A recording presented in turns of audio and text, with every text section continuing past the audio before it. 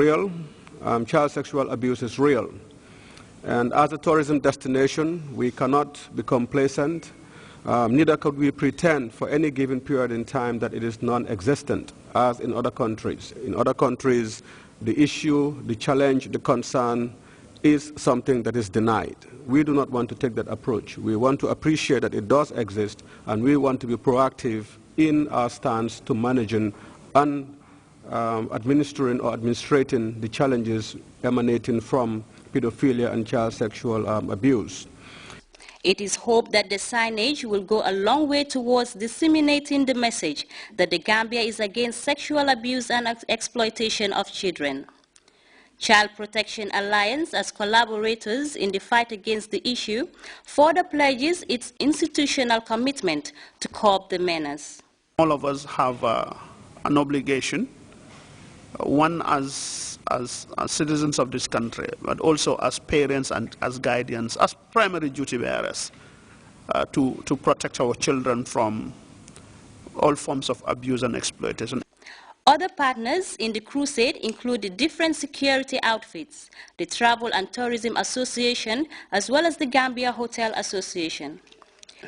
The inaugurated signage, as disclosed by the GTB Director General, is not directed to anyone, but only out to draw the attention of all, especially tourists, on the Gambia's stand on child sexual abuse and exploitation.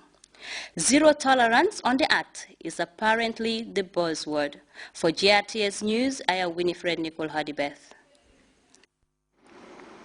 UK-based Gambian actress Mrs. Fatima Jabi is in Banjul to premiere her movie entitled Battered. Well, ahead of that event, slated for today, Friday 20th December 2013 at the Sunwing Hotel, she spoke to GRTS. Here's an excerpt.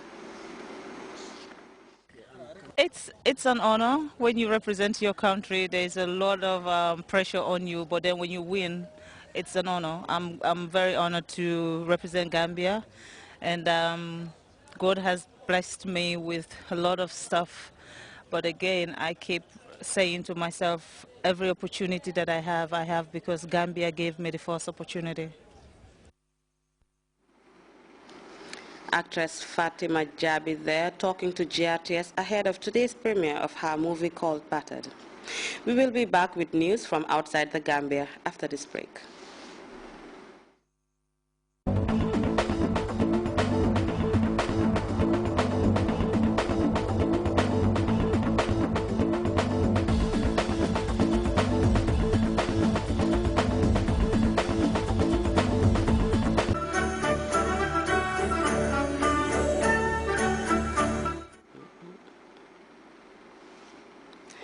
Welcome back.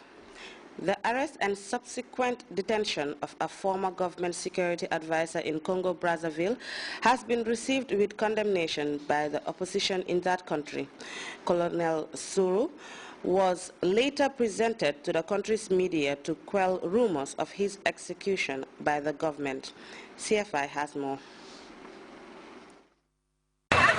There was massive traffic in Congo's capital Brazzaville on Wednesday while Colonel Marcel Nsura was being transferred to the prosecutor's office.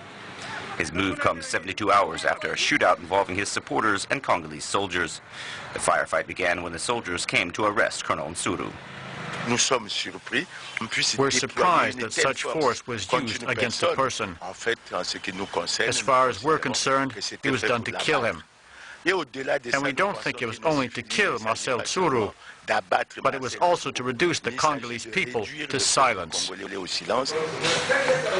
Colonel Marcel Nsura was arrested on Monday. He's being held in a cell at the headquarters of the Direction of Territorial Surveillance in Brazzaville. On Wednesday, the Congolese authorities presented Colonel Nsura to the media. They wanted to put an end to rumors that the former government security advisor had been executed. Marcel Nsura is definitely alive. He is not dead. He is definitely alive. He is in a safe place, but being held. However, journalists were not allowed to interview Colonel Nsura. The Congolese authorities have announced that an investigation has been opened, and it could very well lead to a trial. The U.S. National Security Agency is back in the spotlight Thursday. President Barack Obama has more than 40 recommendations to consider on how to change intelligence gathering. It comes from a select panel but put together by the White House in the aftermath of the Edward Snowden leak controversy. CNN's chief U.S. security correspondent has more on that. Already battered by stinging headlines day after day over NSA spying, today the panel the president himself ordered recommends the NSA be subject to stronger accountability and transparency. What the panel does not recommend is dismantling the program that sparked the most controversy in the U.S., the gathering of billions of bytes of metadata of Americans' phone calls, something sure to upset the president's supporters on the left. Instead, the panel, made up of intelligence and legal experts, recommends Congress pass legislation requiring phone companies to hold the data rather than being held by the NSA, and that the NSA be limited to gathering foreign intelligence on foreign targets. The message to the NSA is now coming from every branch of government, from every corner of our nation. NSA, you've gone too far.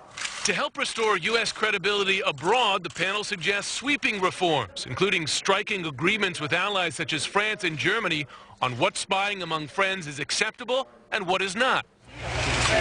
The panel says monitoring of foreign leaders by the NSA should require approval directly from the White House. The report follows a bruising meeting at the White House Tuesday with executives from the country's largest tech companies. Sources tell CNN's Jim Acosta several of those executives said they flew to Washington to voice their concern on government surveillance, hurting their bottom line abroad to the tune of $35 billion in lost business.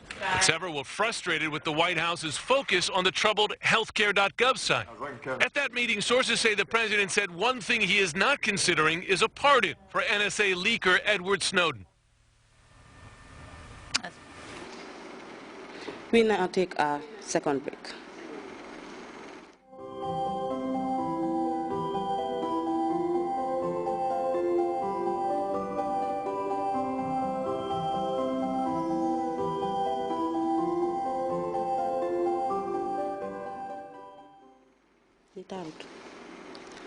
Welcome back. And before we take a leave of you, a quick reminder of the day's top stories. The Minister of Finance and Economic Affairs, Keba Toure, Thursday presented the budget for the 2014 fiscal year before a cross-section of dignitaries at the National Assembly. Banjul High Court has convicted Dr. Njoguba Lamin Jobate and Pa Hari Jame of 2 counts of conspiracy and abuse of office. The government in Brazzaville has paraded a former national security advisor amidst rumors of his execution by the authorities.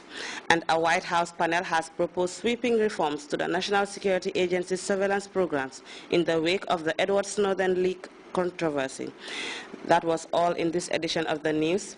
Thanks for your time, and do enjoy our range of interesting programs.